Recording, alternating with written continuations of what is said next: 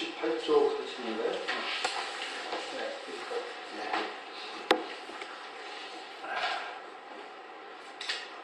하여튼 그러나 근본적으로 우리가 늘 입각처라고 발을, 자기가 발을 디디는 곳, 이것이 중요하죠. 우선 입각처는 가장 근본적인 원리에 입각을 해야 됩니다. 딱 원리를 확신을 하고 그 원리를 어떤 현실 속에서 실현하는 그 과정이죠. 우리가 원리에 대한 확실한 믿음이 없거나 잘못되면은 이거 정말 아무리 노력을 해도 뭐라고 하나 옛날 말하면 자갈로 앞짓기라고 하나 소용이 없는 짓이에요. 원리에 확실하게 입각을 해야 돼요. 그 원리는 이사라고 하는 말이 있듯이 이는 그렇더라도 사가 충족치 않으면 이가 온전하게 실현되지 않을 수도 있습니다. 그러나 꾸준히 이가 실현되도록 해나가는 과정이 우리 삶인 거죠. 갑자기 전혀 딴 생각이 나네요. 이사라 얘기하니까. 얼마 전에 뽀뽀신문에 제가 한 달에 한 번 꼴로 칼럼을 쭉 계속 논설위원이라고 이름을 올리고 있었으니까 하다 보니까 비근희 스님이 하나 칼럼을, 그분도 논설위원인데 칼럼을 쓰셨더라고요. 비근희는 의무만 있고 권리는 없나, 이런 칼럼이 제목이에요. 그래서 관심 있게 봤는데 뭐냐면 지금 한국 비근희계, 말하자면 비근희에 대한 처우가 지금 형편이 없습니다. 아직까지도. 예를 들어서 종회의원이라든지 뭐 중요한 어떤 요직이라든지 하는데 비근희 스님이 참 가기 힘듭니다. 보세요. 전번에 94년 범난 이후에 막 하도 말이 많으니까 조금씩 그냥 주는 신용을 하는데 전혀 아닙니다. 전혀. 요즘까지도 나중에 보신 기자분한테 내가 요즘까지도 비근희 스님이 절을 읽으면 절이 잘 됩니다. 되고 아주 살림살이라는 게 남자하고 여자하고 좀 다른 것 같아요. 요즘 현대사회에서는 남성적인 것이 요구되는 것보다 여성적인 것이 필요한 구석이 많은지 비근희 스님이 사찰 운영하면 아주 때깔이 나고 번쩍하고 아주 살림도 윤택해지고 많이 그런 경우가 있대요. 근데 그렇다가 비구 스님이 어떻게 해가지고 치고 들어와서 그냥 먹어버리는 경우가 있답니다. 그 사찰을.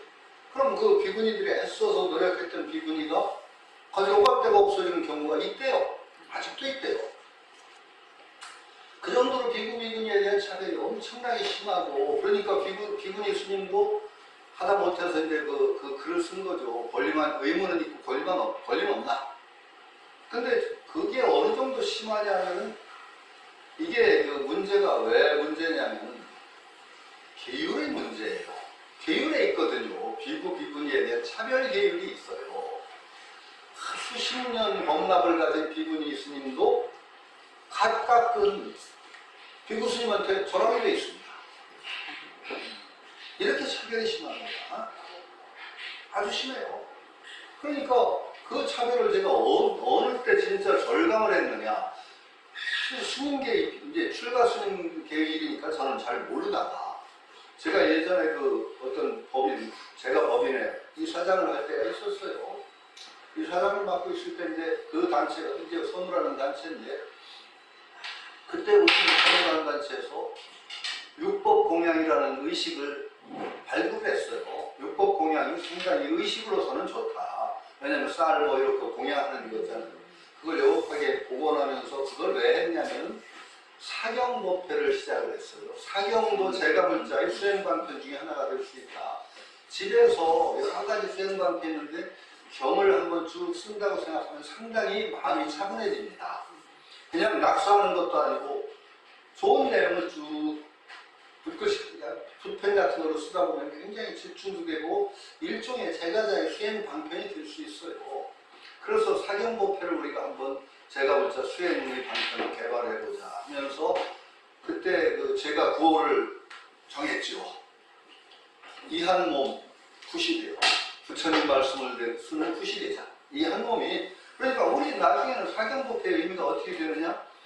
이것만 사경이 아니고 내 행위가 경을 행하는 몸이 된다면 이 내 몸이 굿이 아니냐, 바로 경을 쓰는 이런 식으로 해서 사경법회를 보급을 하자고 하면서 사경법회를 크게 열었어요. 그때 부경사에서 정말 큰 법회를 열고, 그때 증명법사를 모셔야 되거든요. 그 정도 큰 행사를 하려면 증명법사를 모셔야 돼서 그 당시에 꽤 명망 있는 스님들을 증명법사로 여러분을 위촉해서 증명법사를 당상에 딱 배열을 이제 앉으시게 하고 모시고 거기서 이제 사경법회를 하는.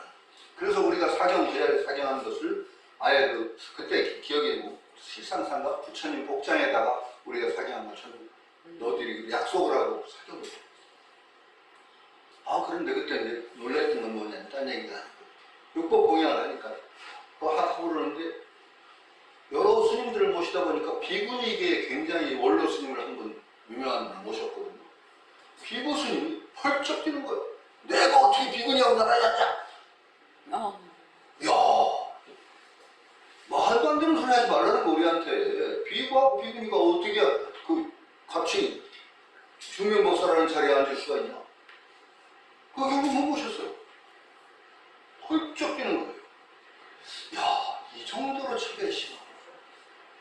이 정도로 차별이 심하구나. 그게 아주 절감을 했죠.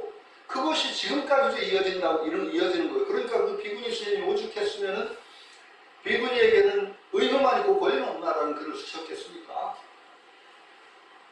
그 얘기가 한 15년, 20년 전에 어떤 비구니 스님이 직접 문제를 삼았어요. 비구니 차별의 문제가 있다. 그래가지고 본격적으로 제기됐다가 그 비구니 스님이 결국은 채탈도첩 당할 뻔했답니다. 채탈도첩이라는 건 뭔지 아시죠? 완전히 승격을 박탈당하는 겁니다. 그게 결국은 대사죄를 하고 참회를 하고서 결국 채탈도첩을 면한 그런 사태도 있다고 합니다. 그러니 그 비구니 스님이 신문에다가 비구니는 의무만 있고 권리는 없다라는 글을 쓸 때는 또 얼마나 마음을 단단히 잡수셨을까, 얼마나 또 구박이 심했을까 하는 아주 그냥 마음이 아픈 거예요. 그래서 제가 글을 또 써버렸어요. 한 주 지나고 나서 내가 그 글을 읽고 정말 응원을 안 할 수가 없는 느낌이어서 한 글 씁니다. 그러면서 도대체가 불교는 남녀 차등 종교냐? 성차등 종교냐? 대답해라. 이 현대사회에 성차등 종교라는 걸 해방할 거냐? 아니면 승자에만 있다고 할 거냐? 좋습니다. 그러면서 이게 계율의 문제이기 때문에 쉽게 하기 힘들다.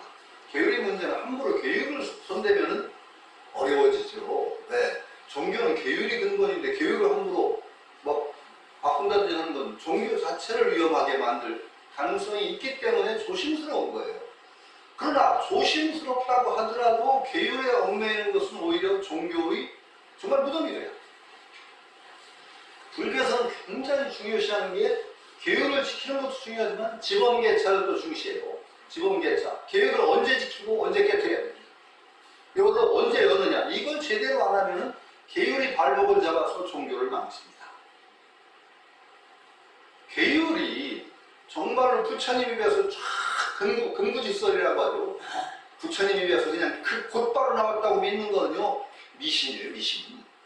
그 말이 안 되는 소리예요. 부처님이 어떻게 그 계율을 전부 다 한번 제 말을 실감을 하시려면요, 율장 한번 읽어보세요. 율장. 4분율이 있고 5분율이 있어요. 율장이 몇 권이에요?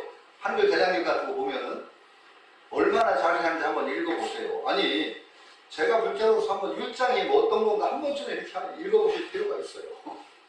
재밌어요, 율장 보면은. 제가 전에도 한번 얘기했죠. 율장을 제가 꼼꼼하게 읽은 적이 있다고.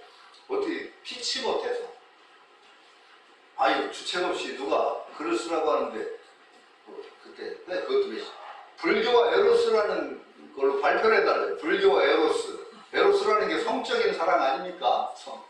그런데 저는 불교와 성의 문제에 관해서는 한 번쯤은 우리가 원론적으로 점검을 해야 된다고 믿는 겁니다, 저는. 성의 문제가 얼마나 중요합니까? 이 현대사회에서. 이건 불교에서 모르는 얘기라고 그냥 등 돌리고 있을 겁니까? 이거 안 됩니다. 특히 젊은이들에게 성의 문제는 엄청나게 중요한 문제입니다. 이건 불교하고는 관계없다. 성을 더러운 것이다. 이렇게 제껴놓을 것이냐?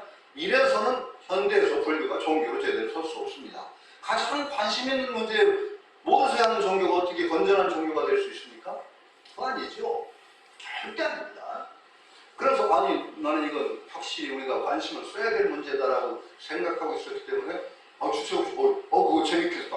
덥석 응답을 한 거예요.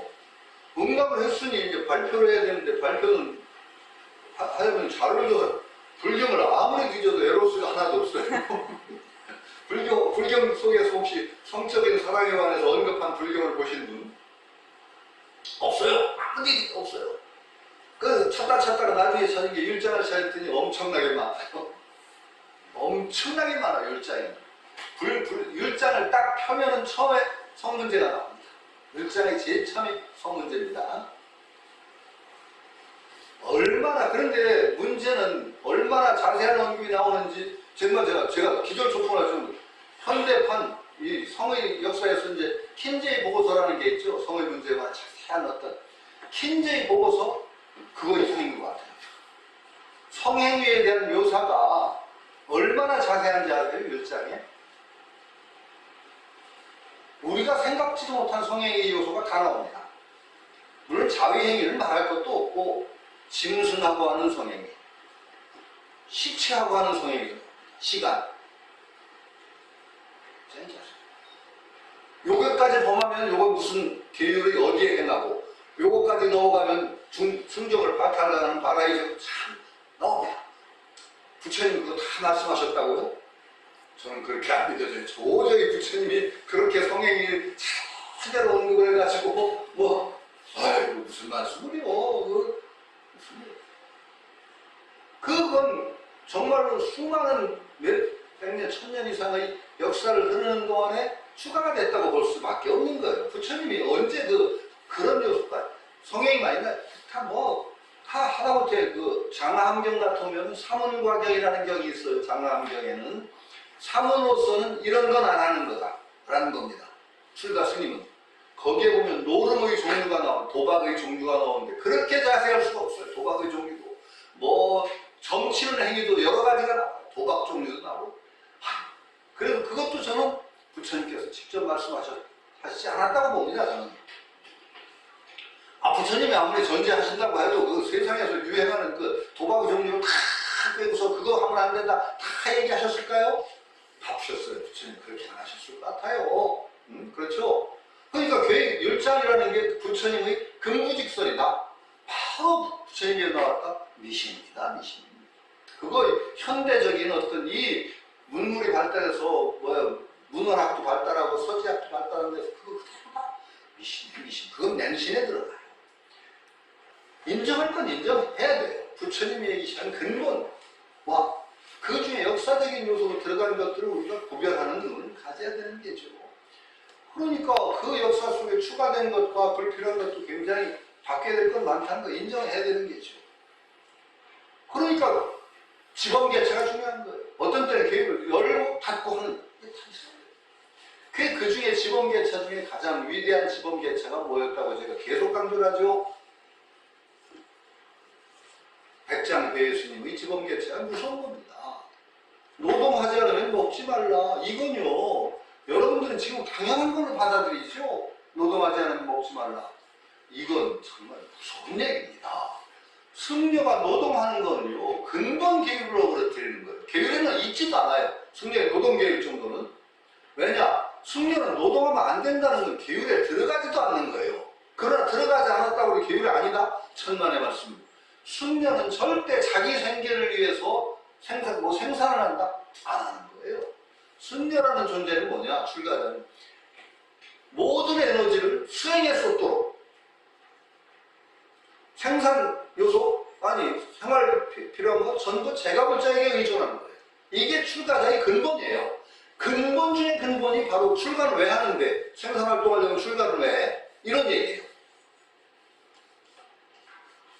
모든 의식주를 제가자들이 시주하는 데 의존하고 나머지는 수행하라는 거예요.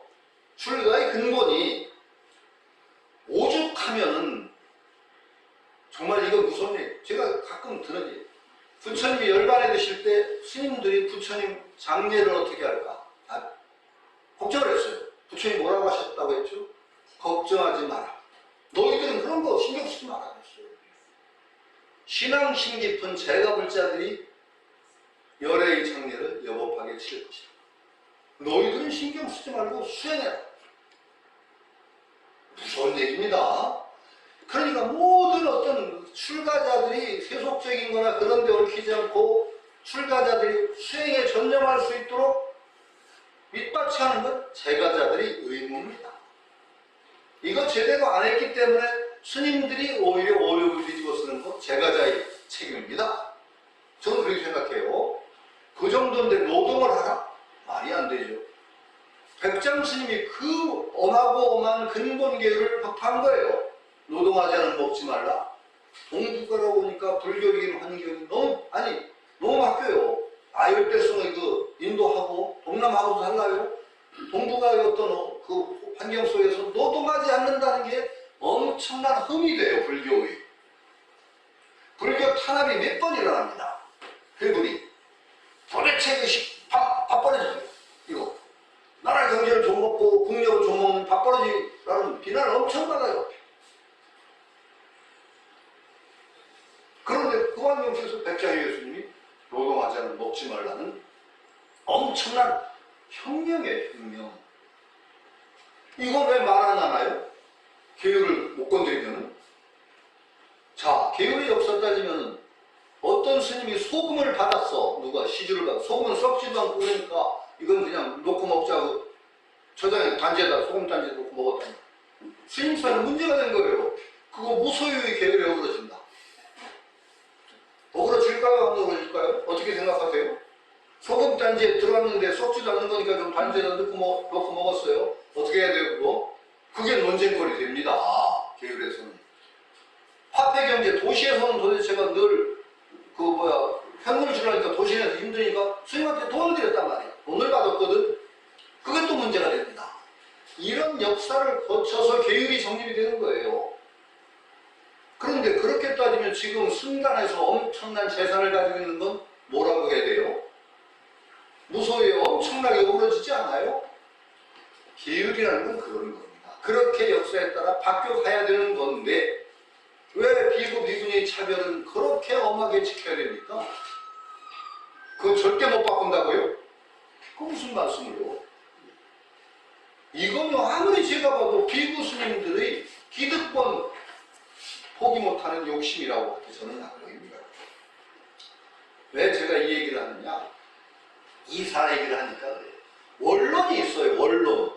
남녀 차별이냐 아니냐, 차등이냐 아니냐에 대한 원론적인 얘기가 딱 서야 돼요. 자, 원론은 뭐냐? 차등이에요, 아니에요? 저는 차등 아니라고 보는 거예요. 원론이. 이가. 그 엄하던 인도사에서 사성차별도 완전히 무시한 부처님이에요. 출가승단에서는 참 불가촉천민도 그대로 평등한 수행자로 받아들인 게 부처님이에요. 거기에서 남여성 차등만 엄격하게 정리했다고요? 저는 그렇게 합니다. 부처님이 그 비구니 스님 받아들일 때 많은 문제가 있었어요. 있기는. 왜 있을 수밖에 없죠. 그 당시 인도 사회가 어떤 사회였습니까? 여자 사람 취급 안 하던 사회 아니에요? 남자의 부속품이던 사회 아니에요? 거기에서 수행자 여성을 받는다고 할 때 부처님도 자유스럽게 차별 없어 쑥 받을 수 있었겠어요? 쉽지 않아요. 부처님도 쉽지 않아요. 왜? 사회거든. 부처님 혼자 사는 게 아니거든. 그 엄하던 사회 속에서 비구니를 수행자로 받아들일 때는 부처님도 굉장히 방편이 필요했던 거라고요. 그래서 안 된다. 몇 번 하는데 엄청나게 강한 신앙심을 보였잖아요. 야소다, 마파스타리하고 그 신앙심을 보고서 이 정도면 우리 받아들이지 않겠냐. 이런 관문을 설정하고 그래서 부처님이 제스처를 쓰셨다고 하죠. 방편을. 이렇게 받아들이셨죠. 그때 안한존자가 적극적으로 비구니 편을 들었어요. 안한존자가. 그래서 그 현장 스님이 저 인도 그 유학 갔을 때 비구니 스님들이 안한존자 상을 모시고 늘 공경을 바쳤대. 은인이야, 안한존자가. 자기를 승당을 받아들이는데. 또 어떤 비구 승단 내에도요, 상당히 알력이 있었다고 봐요. 가속존자가 안한존자를 나중에 안한존자가 왜 부처님 열반하실 때까지도 아란이 못됐다고 하잖아요. 그 가속존자가 그 안한존자 그 결집할 때 안한존자를 깨어나 못 끊을 때 막 야단친 대목이 뭐 그 중에 하나가 뭔지 알아? 너 때문에 비근이 받았잖아. 가속존자가 안한존자한테 뭐라고? 너 때문에 비근이 받았다.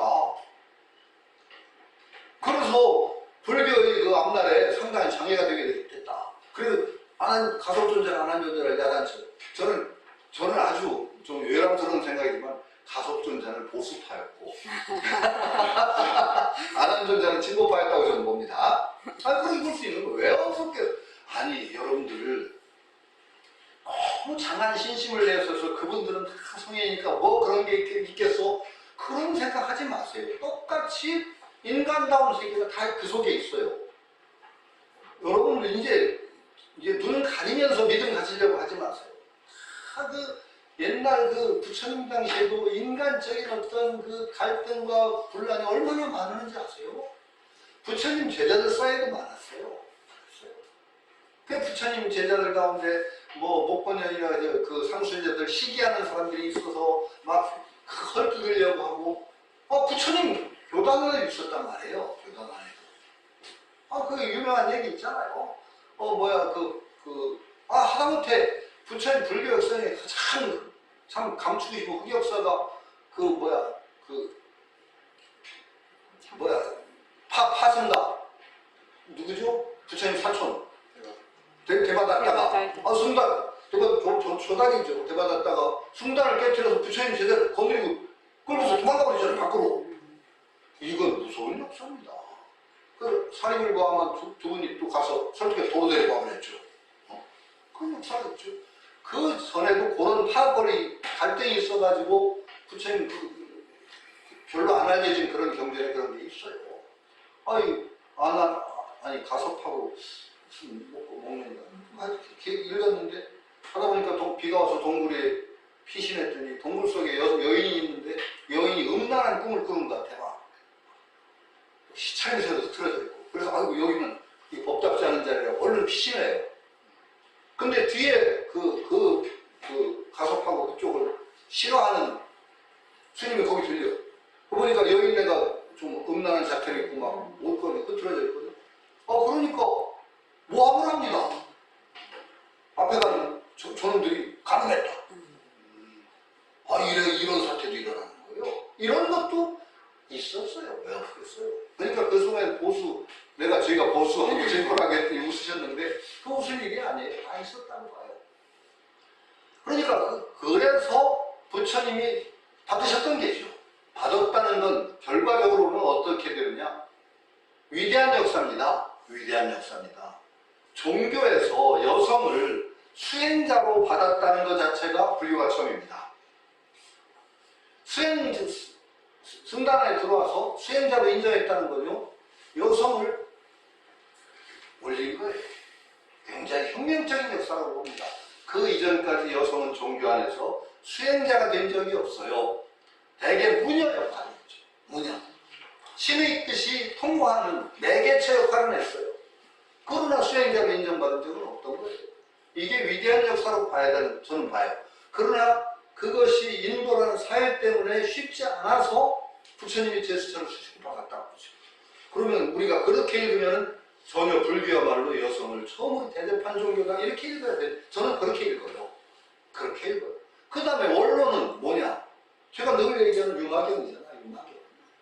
융화경이 아주 단점을 나오잖아요. 천녀, 유마고사의 강에 천녀가 있는데 신통자제하고 변설이 아주 그냥 변제가 사리불이 아주 그냥 압도가 돼가지고 그런데 묻는 게 사리불이 너는 그렇게 변제가 뛰어나고 신통이 뛰어난데 왜 여자 몸을 하고 있니? 참 사리불이 바보 같은 물음을 하는 거죠. 그러니까 천녀가 여기서는 유마교사 방에서 수십 년 있으면서 제 속에서 변하지 않는 여성성, 여성이라는 걸 차별을 못 차렸는데 스님 눈에는 그게 무엇입니까? 그러면서 그걸 증명하기 위해서 사리불 스님은 싹 여자로 바꿔버리잖아요. 자기하고 사리불 몸을 싹 바꿔. 그 여자가 됐죠, 사리불이. 그러면 사리불한테 왜 스님은 여자 몸을 가지고 계십니까? 얼마나 무서운 얘기예요? 여성과 남성이라는 게 이게 꼭두다. 꼭두 거짓. 본디 불변의 여성성 남성성이라는 게 없다는 것을 아주 깨놓고 얘기한 거 아니에요. 이게 원론이라는 거예요. 이게 이고 원리란 말이죠. 그러면 이게 남녀 불평등 사회 속에서 이 리를 온전하게 실현하기 힘들었어. 과거에는. 그러니까 이게 참 불교만 내세워서 남녀 평등이라고 주자고 불교가 나왔다가는 불교가 망할 위험성이 있어요. 그러니까 못했다고 치자. 그런데 현대사회니까 얼마나 조건이 변했습니까? 얼마나 좋아졌어요. 이렇게 조건이 변해서 그 유마경에서 얘기했던 그 많은 경에서 얘기했던 남녀 평등의 원리를 실현할 수 있는 조건이 되는데도 이거 실현 못한다고 불교가 어떻게 될 거예요? 아니잖아요. 원리를 우리가 알으면 가능하면 그 원리가 현실 속에 실현되도록 애를 써야 될 거 아닙니까? 불교 종단에서 과연 얼마나 하고 있느냐 저는 물었어요. 야, 아니다. 이렇게 하면 안 된다. 충분히 조건이 됐다 이제. 그렇죠. 그러니까 이사 얘기가 나왔었어요. 여기 앞에서 우리가 우리 본성, 자성에 있어서 본디 정해라는 걸 확실하게 알아야 돼. 우리 본디, 정말 허공성, 여기에 투철하게 우리가 믿음을 인식을 가지고 나면 그 다음에 공부가 됩니다. 여기에 뿌리를, 발을 제대로 딱 디디지 않으면 그 다음에 공부 안 됩니다. 앞에 그 얘기를 계속했습니다. 그래서 그러나 이제 또 현실적인 문제가 나와요. 사가 나와요. 사적인 측면이 있어요. 뭐냐? 이거 읽어보죠. 이제 원문으로 장롱 98조 장롱 습중 관여를 신부 무명지력 대반야지력 소 어수락경계 미면피공정 보관 심불련 감자 불모망연 연상공이 영육근 속경 신물수연 위지정 신경공 소강보 위지지 차수 수상문중에 전문열비 수행야 대치문중 불가야. 우선 여기까지 하죠. 그렇지만 원리적으로는 분명히 얘기했지만 그러나 현실적인 문제가 나온단 말이죠. 장농습중 장에는 두텁, 여기는 두텁고 후라고 안 하고 두텁다고 짙을농이라고 한 게 재밌네요. 문자를 놓은 게 장농 장에는 짙을농자죠. 장농 습중 습기는 무겁다. 보통은 장에다 후하고 뭐 그렇게 쓸 것 같은데 농자 쓴 게 갑자기 또 농하니까 갑자기 이상한 저기 딴 데로 튀는 게 이게 문제인데 반연인데 그 중국 술 보면 농향주라고 있어요. 농향. 중국 술 보시면은 병에 보면 농향형주라고 되어 있는 게 있어요. 향기가 짙은 형태주다. 그건 향이 굉장히 셉니다. 농향형이라는 게 보통은 중국 술은 되게 향이 좀 있죠. 공가주도 있고 뭐 우량액도 그 향기가 농향형이라고 합니다. 근데 농향이라는 게 청향형이라는 게 있어요. 맑은 향기. 그건 향기가 별로 없어요. 우리나라 소주 비슷해요. 청양형주는 중수에 많지 않은데 산소 분주, 그 다음에 금문도 고량주 이런 것은 청양형주입니다. 또 하나 장향형주라는 게 있습니다. 된장, 간장할 때 장향형주라는 건 좀 독특한데 마오타이, 유명한 그 마오타이가 장향형입니다. 그거는 향기를 넣지를 않는데 발효하는 과정에서 향기가 생깁니다. 그게 장향형입니다. 발효 과정에서 향기가 생긴다. 제가 술을 못 마셔서 술은 또 잘 안 되고. 근데 하여튼 그 향기 같은데 농자를 쓴단 말이죠. 근데 여기는 장애나 농이라고 썼어요. 장애가 짙고 두껍고 습기가 무거워. 관열신부. 이때 관은 정에 해당합니다.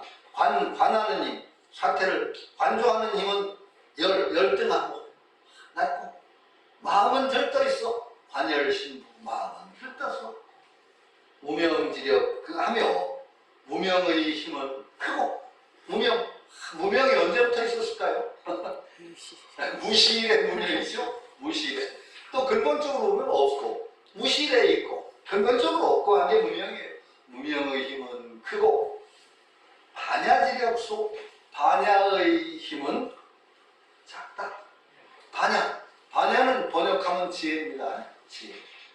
근데 반야는 그냥 한자로 지라고 번역하는 건 그 범어에서 증하나입니다. 증하나가 지고, 반야는 프라즈나입니다. 프라즈나. 그러니까 반야라는 거는 그냥 알미 아니고, 프라즈나라는 것은 스승한 뛰어넘은 암. 이걸 프라즈나라고 합니다. 이게 반야의 힘은 작다. 반야는 뭐냐? 그러면 이게 반야는 어떤 특수한 신통력이라고 생각하는데 전혀 아닙니다. 반야는 뭐냐? 마하반야, 반야, 바라밀다 신경이 반야의 정체를 밝히고 있는 경입니다. 반야, 바라밀다 신경이죠. 반야, 바라밀, 반야, 바라밀. 반야, 바라밀이라는 거예요. 지혜 도피한, 지혜로서 고통의 바다를 건너는 경이라는 거예요.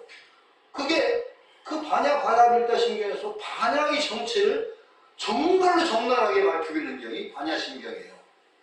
자, 그러면 반야신경을 읽으면서 반야의 정체를 어떻게 하셨어요? 반야신경이 어떻게 시작하죠?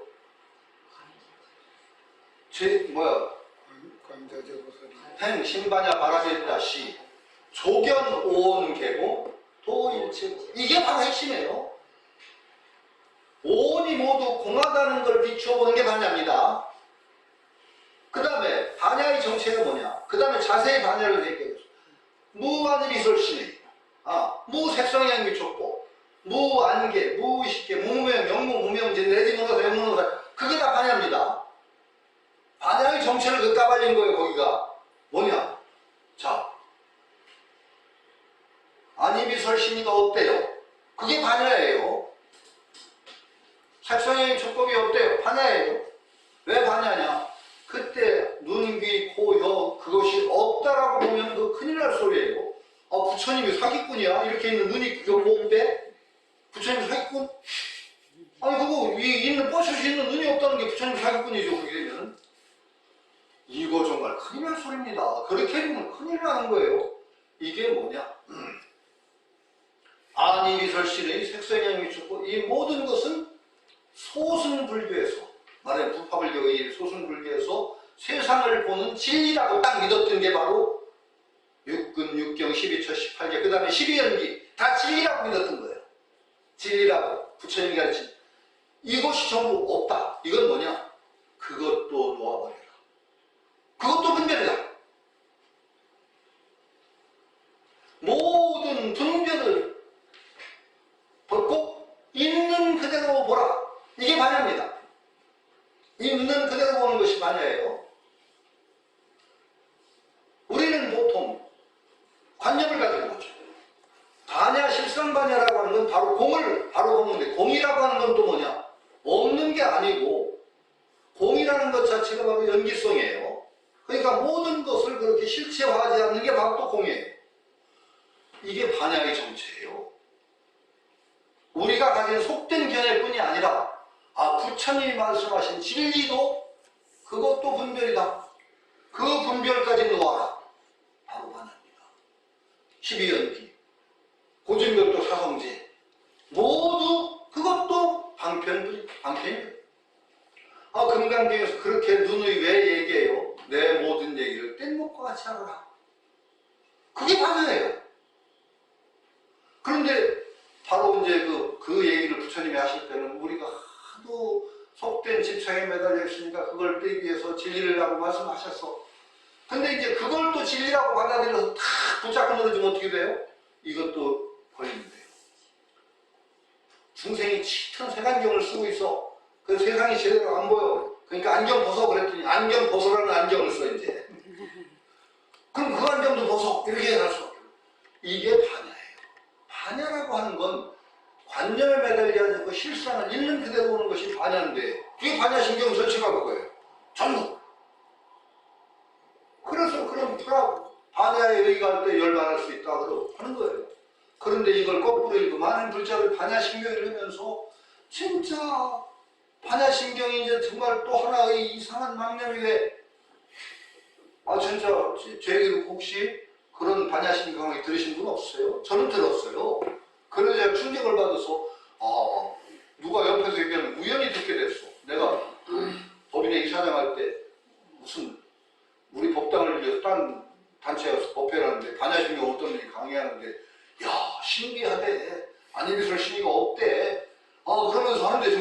귀찮아 죽겠더라고. 그렇게 반야신경 강의하면 많은 거죠. 불교 거꾸로 믿는 거죠. 반야라는 게 뭔데? 그래서 반야는 특수한 능력이 아니야. 있는 그대로 보는지 모든 등결을 떠나서 보는 그것이 바로 반야라고 하면 되죠. 그러니까 반야지력은 자꾸 관념에 붙들어 매죠. 요관, 부처님이 말씀하신 요관념으로 세상을 보려고 그래. 아가 없다 그랬더니 아가 없다는 게 이제 관념이 돼. 무아라고 하는 것이 진짜 무아라고 하면 큰일 나요. 내가 없으면 어떻게 살게요? 그지 뭐? 그러니까 아와 무아라는 게 무슨 얘기인지 아라는 관념에 매달려 있으니까 아 없어 라고 무아라고 했어. 근데 무아라는 걸 또 매달려 살면 무무아야. 무아 아닌 없는 것도 나 없는 것도 아니야라고 부처님 진짜 그랬다니까요. 아니 그 삼론종이라는 경이 그 반야경 중심으로 한 삼론종이라는 종파가 있잖아요. 중간 사상을 바로 하는 게 삼론종인데 거기서 삼중을 얘기하죠. 삼중이 있지. 유, 무 이게 속죄야. 유와 무로 비유, 비무. 유와 무에 매달리니까 비유, 비무로 가. 비유, 비무에 매달려 또 그러니까 비비유, 비비무. 무수히 나갈 수가 있어. 비비유, 비비무까지 하면 되게 알아들어야죠. 이제 그 정도 알아들어야지. 그 다음에 비비비유, 비비무, 비무까지 그렇게 가게 하면 이게 구제불능이라고 해요. 그걸 언구제라고 해요. 그러니까 우리가 반야라는 걸 확실히 알아야 돼요. 그러니까 모든 가르침을 방편으로 올바로 드는 것은 방편이다라고 들을 때 이게 방편에 매달리지 않는 거예요. 그러니까 반야지력이라고 하는 거 거기서 나와. 반야지력은 작아. 우리 반야지력이 작다 보니까 이제 방편에 자꾸 매달려서 이제 방편을 도구로 삼는 경우도 생긴단 말이죠.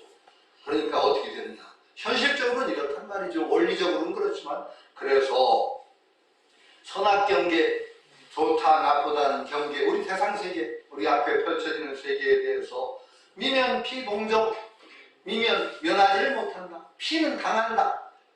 움직이고 고요하고 하는 것을 당하는 것을 면하지 못한다. 그러니까 뭐가 앞에 우리 눈앞에 좋은 경계 나쁜 경계 오면 마음이 흔들리는 것을 면하지를 못한다. 원리적으로는 알지만은 그게 잘 되느냐 말이죠. 안 된다 이거죠. 동정의 호환, 그것이 호환, 바뀌는 것. 동정, 그러니까 움직이고 하는 것이 흔들리는 것을 면하지 못. 미면이 주권이에요. 그래서 심, 불염, 염담이라는 건 고요하고 담담하다라는 뜻이에요. 마음이 차분하고 단박할 수가 없어. 그렇게 되면 원리적으로 한다고 하더라도 그렇게 되면 어떻게 해야 되느냐? 해야 돼요. 역시 근본적으로 할 게 없다고 하지만 불무, 없을 수가 없다. 만연견탕, 연이라는 건 반연이라는 뜻이죠. 자꾸 앞에 와서 닿는 닷짐이라고 해서 닷짐은 촉인데 하여튼 와서 부딪히는 거. 그러니까 나의 끄달리는 것을 잊고 견탕이라고 하는 탕이라는 건 마음이 들뜨는 게 탕이에요. 요동치는 것. 견탕이라는 건 마음 요동치는 것을 보내는 것. 그러니까 만연견탕 같은 말이에요. 사실은 반연을 잊고 그 마음이 흔들리는 것을 있는 그런 공부가 없을 수 없다. 자, 원리 안다고 해서 함부로 날뛰는 사람, 그거 참 갑갑한 사람이 아니라 참 이거 정말 골치 아픈 사람이에요. 닦을 게 뭐 있어? 그런 사람 혹시 보셨어요? 말은 하실지 모르지만 그러고 안 닦고. 그런데 하는 짓 보면은 정말 저는요 제가 좀 성격이 사실은 그렇게 좋은 성격이 아니에요. 굉장히 못된 성격이에요. 제가 이제 와서 그걸 알아요. 이제 와서 아직도 사실은 좀 못됐어요. 철이 안 들고. 요번 이제 이날 중순쯤 되면 이제 결국 음악회에 나오네요. 음악회에 나올 텐데 그 소문을 쓴다고 하는 게 소문을 쓰면서 그 얘기를 썼어요. 제가 아직 철이 안 들었다고 소문에. 그래가지고 눈앞에 뭐가 옳고 그름이 보이면 입을 참지를 못하고 그냥 쇠된 소리를 해야 된다고. 그러면서 세lem설교하고 불교계 현실에 대해서도 제가 그래요. 아직도 눈에 눈꼴 신 걸 잘 못 봐요. 아직도 불교에. 그래서 아까도 그 비구니 문제에 대해서 그걸 써서 아마 좀 구설수 좀 오를 것 같아요. 아무래도 비구 스님들 되게 싫어합니다. 그런 소리 하면 아주 비구기에서 깨 있는 스님, 말만 하면 여러분들이 알만한 스님한테 제가 대놓고 그랬어요. 스님 어쩌려고 그러세요? 불교는 남녀 불평등 종교라고 차등 종교라고 선언을 하시든가. 이게 뭐 하는 짓입니까? 아직까지도 막 대놓고 막 뒤받았더니 스님이 아주 난감해 하시더라고요. 송 교수님, 저도 그런 거 동의하는데 참 조인간 형식에서 너무 힘들어요. 그 스님만 해도 그렇게 받아주시더라고요. 너무 힘들어요. 계율 문제를 내세우고 그 문제 얘기하면 계율 문제가 막 공박하는 사람이 너무 많아. 저도 참 움직이기 힘듭니다. 이런 얘기를 하시는 거. 그렇지 않은 스님들은 이 얘기를 하면은 이거 막 사문난적 비슷하게 막 그냥 막 욕하고 됩니다. 힘들죠. 저는 그런 얘기 막 하죠. 막 해버려요. 그러면 뭐 반야신경을 해서 하도 이 얘기가 안 듣길래 나중에 여기 하나 드려야 돼요. 반야의 노래를 제가 적고했어요. 반야의 경을 번역한다고 하면 욕먹을 테니까 반야의 노래라고 그래가지고 반야신경을 빗대가지고 노래를 만들기 위해서 아직 작곡은 안 했는데 하나 드릴게요. 나중에. 하여튼 어쨌든 간에 그러면서 선물을 그렇게 썼어요. 그래서 참지 못한다. 그러고 세번소리 하죠. 그러나 정말 세상에 좋은 게 좋은 거지 하고 다 적당히 넘어가는 게 철든 거라면 나 그런 철은 들고 싶지 않다. 어떻게 사람이 옳고 그름을 따지지 않고 그냥 적당히로 넘어가냐? 난 그렇게 못하겠다. 선물에 그렇게 써버렸어. 그런 철 안 들겠다. 그리고 그 불교계 무식한 도깨비다 내가. 불교 학자도 아닌 게 막 떠드니까 무식한 도깨비는 부적을 몰라본다. 그래서 유마경 이것도 주책 없이 쓴 게 무식한 도깨비 어떤 연장선 하는. 그리고 써버렸죠. 써버린다. 그럼 막 써놓고 이래 써도 되겠어. 이제 출판사에 사람이 괜찮아요. 그래서 그냥 수출했어요. 어쨌든 간에 하여튼 그게 굉장히 무서운 거예요. 근본으로 번뇌가 없다라는 것과 번뇌도 대체하는 공부를 놓지 않아야 되는 것도 굉장히 두가 다 중요한 거예요. 원론적인데 확실하게 발을 들이지 못하고 번뇌가 실체라고 생각하고 번뇌와 싸우려고 들면 그건 끝이 없어요. 아주 그게 병이 되죠. 번뇌를 진짜 없애려고 든다? 없는 번뇌를 어떻게 없애? 그렇죠? 병이 돼요. 그러나 번뇌, 우리가 다 끊게 뭐 있어?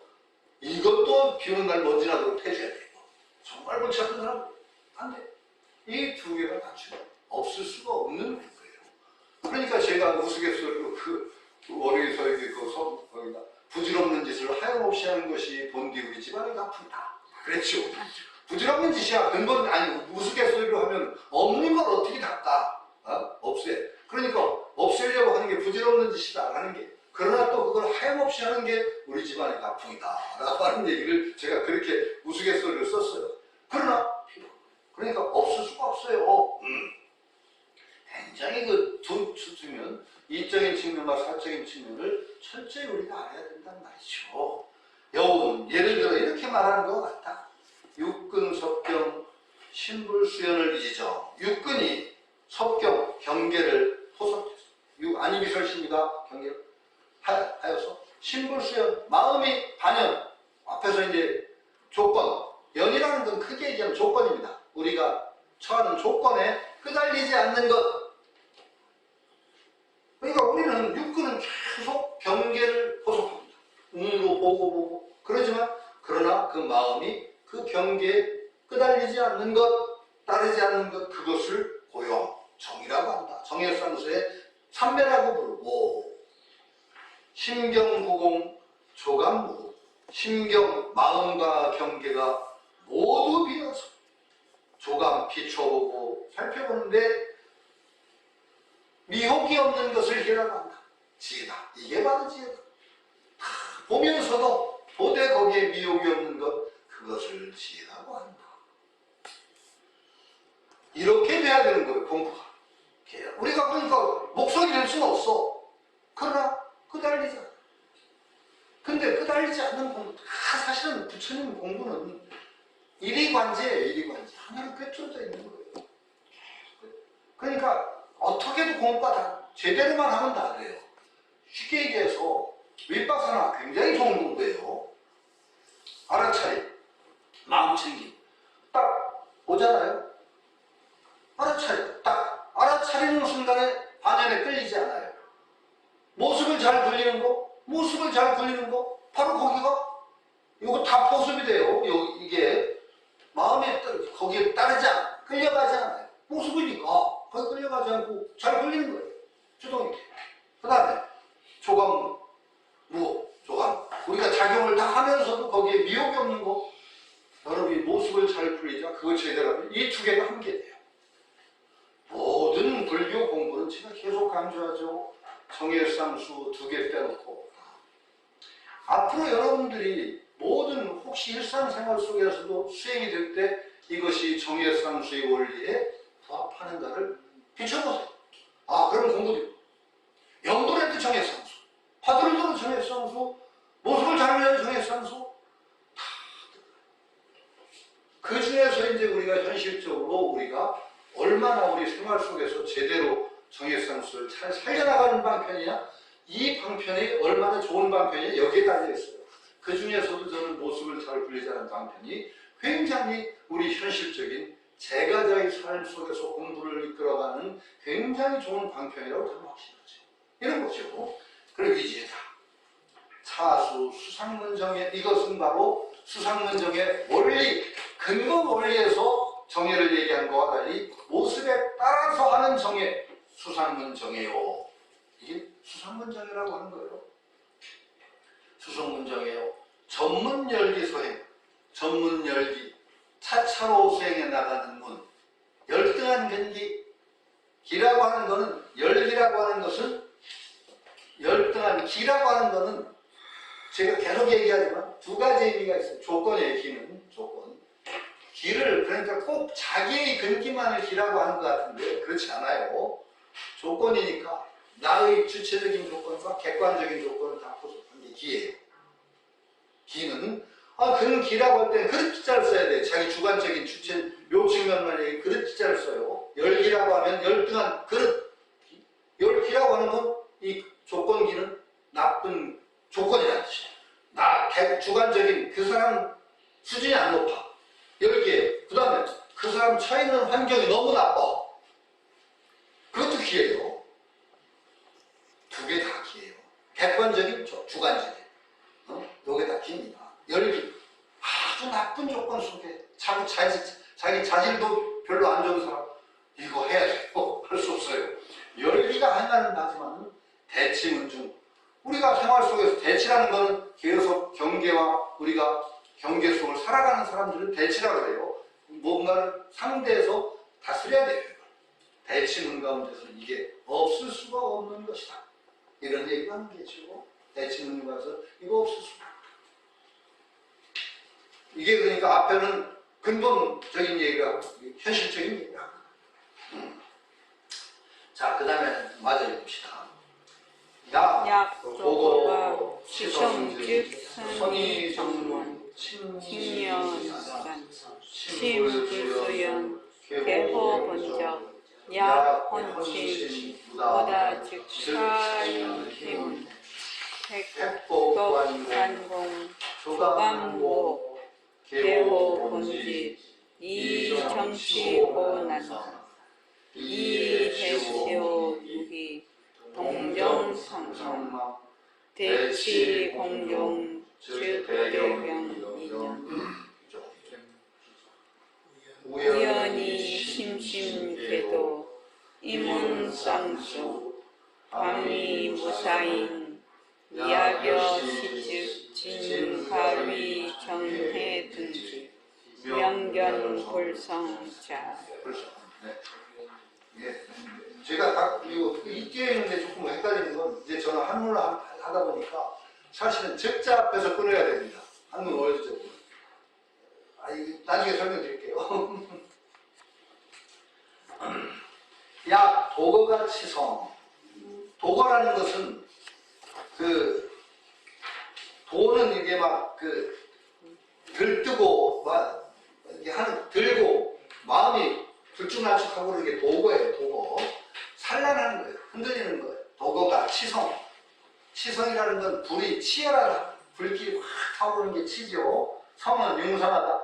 그러니까 이런 것이 막 그냥 마음이 흔들리고 그러는 것이 아주 심하면, 왜냐하면 약, 도거, 치성 한문으로 하면은 우리 이제 한문을 전문으로 하는 사람 이렇게 끊은 약, 도거, 치성에서 끊고 즉 이렇게 나가야 돼요.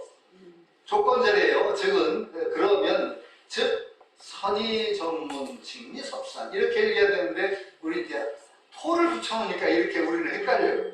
약, 도거, 치성에서 끊어 읽어야 돼요. 읽기를. 야, 토거, 치성, 즉 선의 전문 직리섭산 이렇게 읽어야 되는데 제가 이제 저 한문을 하다 보니까 자꾸 그렇게 읽다 보니까 도거, 치성, 도거가 치성하게 되면은 즉 조건이 그러게 되면 어떻게 이렇게 마음이 흔들리는 게 심하게 되면은 그럴 때는 뭘로 다스려야 되느냐? 황편이 정문이란 말이에요. 정으로서 다스려야 된다. 정, 개정의 사막 중에 삼매의문으로서 그것으로 칭리섭산. 칭은 저울칭자죠. 저울칭. 저울칭은 맞게. 저울은 뭐예요? 이제 한자를 보면은 요새는 뭐 참 저울도 봤다. 얹어놓으면 그냥 다 나오지만 옛날 저울은 뭐예요? 여기 무게에 따라 여기에 맞게 추를 옮기고 딱 달아야 되는 거죠. 그러니까 맞는다 소리예요. 들어 맞아야 돼. 칭이라는 건 이치에 맞게. 여러분들 중에 제일 쉬운 글자인데도 알지 못하는 글자가 권세권자. 권세권자가 뭔지 아세요? 저울권자. 권이 저울추예요. 저울추. 그래서 번도라고 하죠. 번도를 쓴다라고 하죠. 네. 번도라는 게 뭐냐? 저울추가 언제 무게에 맞게 움직이듯이 사태에 딱 맞게 하는 게 번도예요. 그렇죠? 번도를 쓴다고 하잖아요. 번도. 그러니까 어떤 극단적인 때는 극단적인 방법을 딱 쓰는 걸 번도라고 그래요. 번도를 쓴다. 그게 저울이라는 뜻이에요. 저울추. 번이에요. 권씨도 모르더라고요. 근데 권씨도 그 저울추라는 걸 잘 몰라요. 안동권씨. 뭐 유명한 양반인데. 그러니까 또 양천호씨 본관이 어딘지 아세요? 양천호씨. 양천구. 지금 저 양천구 있죠? 거기 거기가 양천호씨 본관 지역이 서울 양천구입니다. 호씨 양천호씨잖아요. 지금 양천구가 그 양천호씨 본관입니다. 거기 양천이라는 데가 흘렀어요. 양천호씨. 양천구 지금 목동 있는데 그 양천호씨 본관 지역. 호씨도 잘 모르는 사람이 있어. 자기 본관. 하여튼 어쨌든 간에 칭이라는 게 저울이라는 것이요.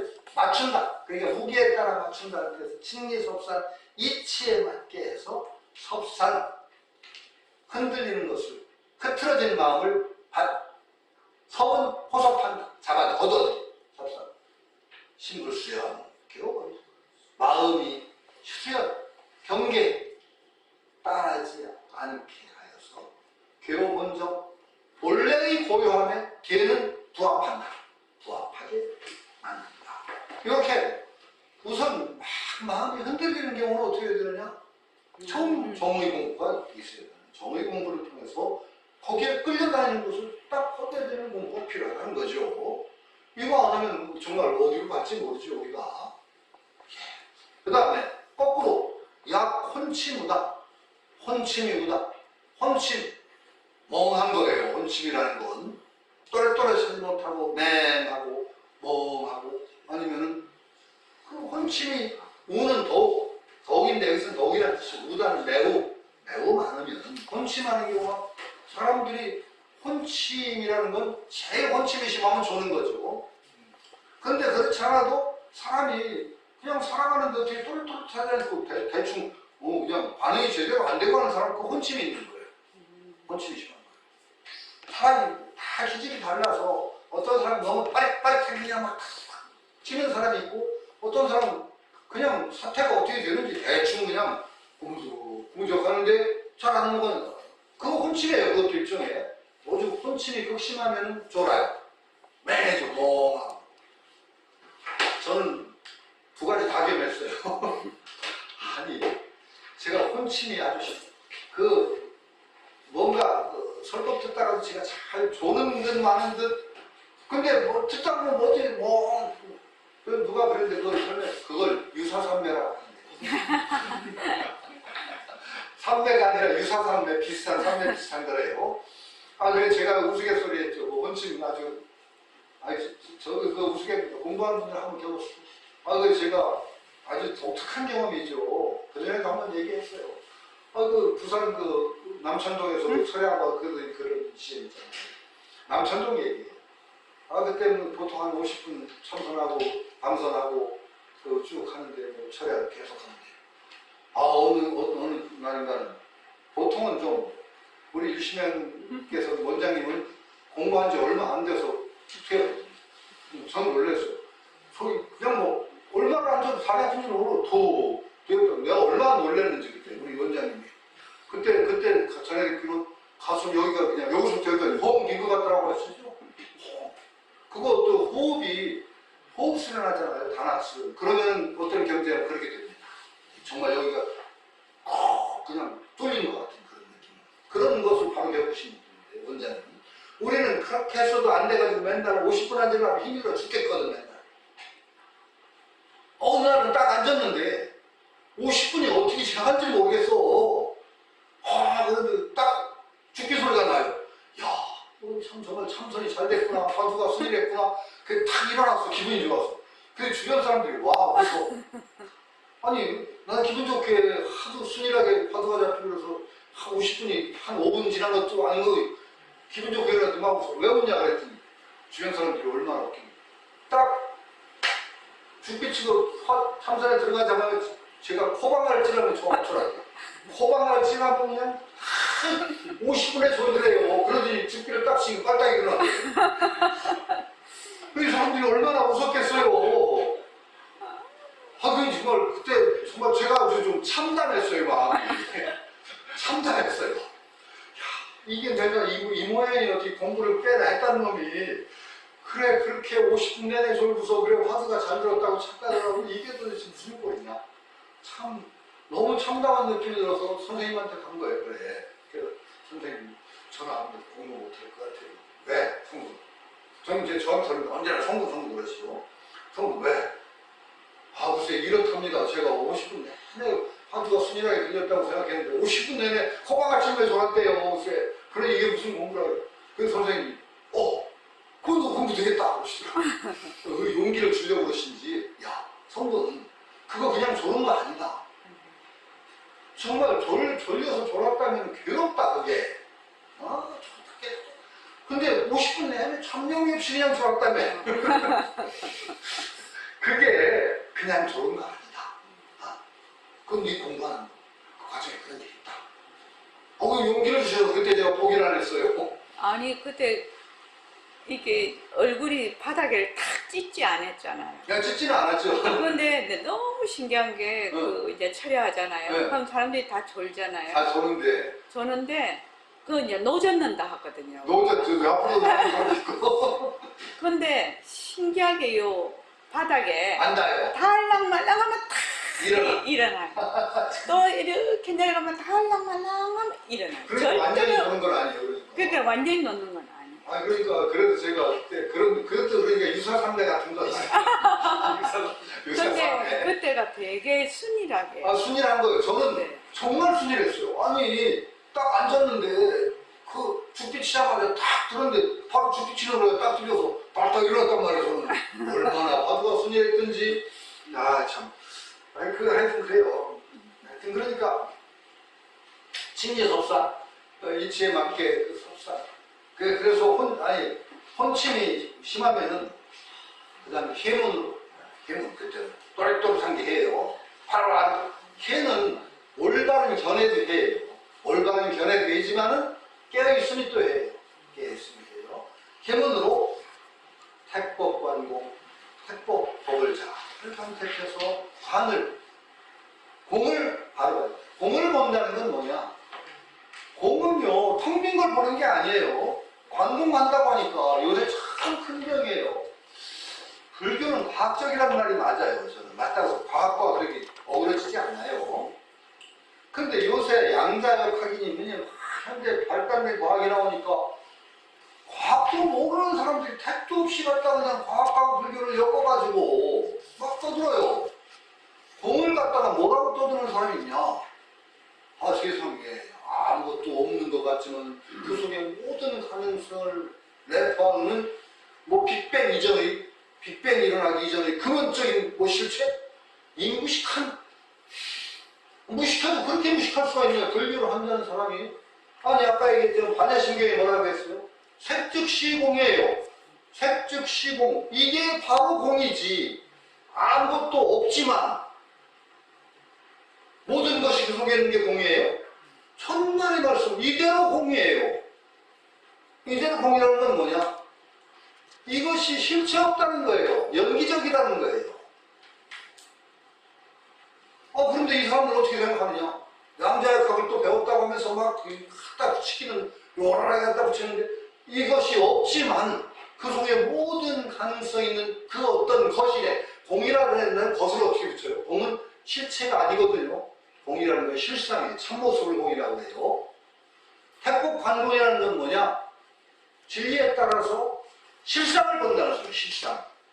실상을 본다는 것을 관공이라고 하는, 공이라는 것을 한마디로 얘기하면 제법 실상을 공이라고 하는, 모든 참된 모습을 공이라고 하는 게지, 공이라는 건 뭐가 비었다 없다?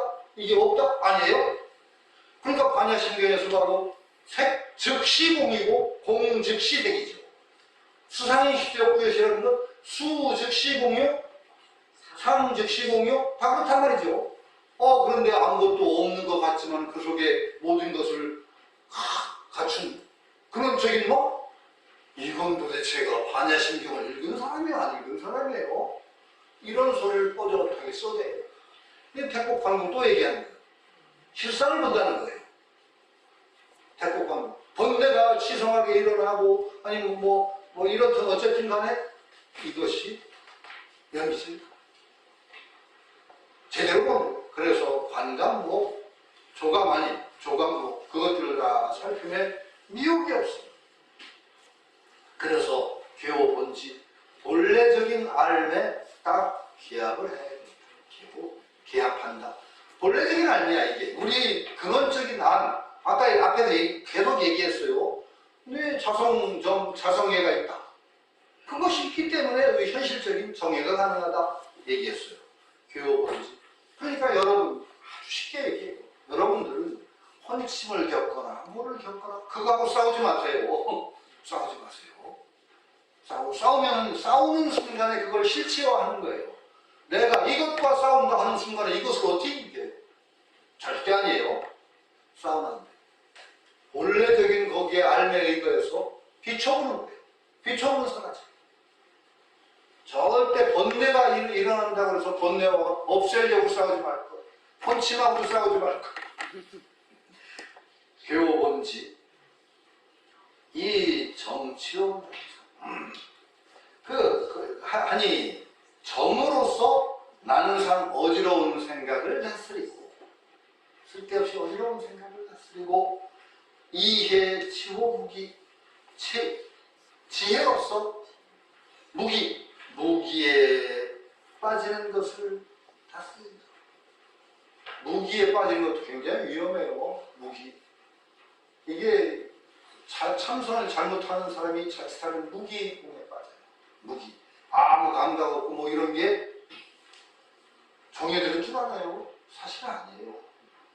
정말 그 화두를 제대로 하는 것은 선생님 나중에 고치셨는데 흠이 있다고 해서 고치셨는데 처음에는 화두를 화중일타홍 이렇게 표현하셨어요. 불꽃 가운데 한떨기꽃이다. 불꽃 가운데 한떨기꽃, 그러니까 좀 꽃이 안 타는 게 이상해서 고치신 것 같은데 불꽃처럼 불꽃이 타올라가면 모든 강념이 다 탑니다. 화두를 제대로 들면요 화두의 지성한 의심 속에 모든 강념이 다 탑니다. 그러면 한떨기꽃처럼 톡하게 생각이 살아있습니다. 화중일타홍이라는 표현을 처음에 쓰셨었어요. 역사가 있어요. 그 나중에 선생님 그거 좀 이상하다 그래 고치셨는데 처음에 그런 저는 인상이 깊었어요. 화중일타홍이다. 불꽃 가운데 한서의 꽃이다. 이렇게 표현하신 게 있어요. 나중에는 그거 없애셨습니다. 그러니까 무기를 다스린다. 무기에 참선 잘못하면 무기에 빠져요. 무기에 빠져. 무기를 받습니다. 동정상망 움직임과 고요함을 함께 없어요. 없어지고 대치공종 즉 무경이 양무기죠. 대치공. 그래 이렇게 해서 우리 일상적인 삶 속에서 대치라는 건 그 경계 응대에서 다스리는 거예요. 대치하는 공부가 끝나게 되면은 대치공종, 그러니까 한문식으로 하면 대치공종에서 구두점을 찍는 거예요. 대치공종 하면 즉 대경이 염염규종 우연히 심심계고 대경 경계응대하되 염염규종 생각이 모두 근본에 마루에 돌아가고 마루라는 게 마루종자예요. 마루는 가장 높은 원리를 마루라고 합니다. 종. 원래 종자는 종자가 어디서 나왔는지 한번 보세요. 종자는 이게 지부자가 들어가죠. 지부자. 요거가 이 집입니다. 여기 밑에는 뭐예요? 종. 시는 귀신입니다. 귀신이요. 귀신이요. 원래 그 보일 시자가 귀신이에요, 귀신. 그러니까 여러분 한자 보면 전부 귀신과 관계되면 저 보일 시자 들어가죠. 귀신 신자 옆에 보일 시자 있죠. 귀신 신. 복이라는 복복자 옆에 요거 들어가죠. 보일 시자. 그게 귀신이에요. 전부 귀신이에요. 그래서 원래 하늘의 신을 이 보일 시자는 귀신이에요. 하늘 신이. 천신, 지시, 인귀예요. 귀신을 크게 얘기하면은 한자에서는 하늘에 있는 걸 신이라고 했고, 천신, 지시, 땅에 있는 걸 시라고 했고, 인귀, 사람이 죽은 걸 귀라고 했고, 천신, 지시, 인귀. 시가 귀신이에요. 그 모든 귀신을 뜻하는 귀신과 관계 있는 데는 전부 그 한자가 보면은 귀신 신자가 다 들어가요. 귀신 신자도 이 시자가 들어가죠. 그 다음에 복, 화, 재앙 가짜, 복, 화, 뭐 제사 가짜 전부 이게 들어가는 게 이게 귀신 집에 귀신을 쓴 게 종인데 이게 뭐냐면은 귀신 제사를 받드는 종손을 종가를 종이라고 합니다. 네, 집에서 귀신을 받드는 제사를 받드는 종가를 종이라고 합니다. 이게 마루 종자예요. 마루 가장 높은 대대로 이게 종이에요. 이게 종법이라고 하는 거예요. 귀신. 그러니까 가장 마루가 되는 으뜸이 되는 원리 이건 종이다.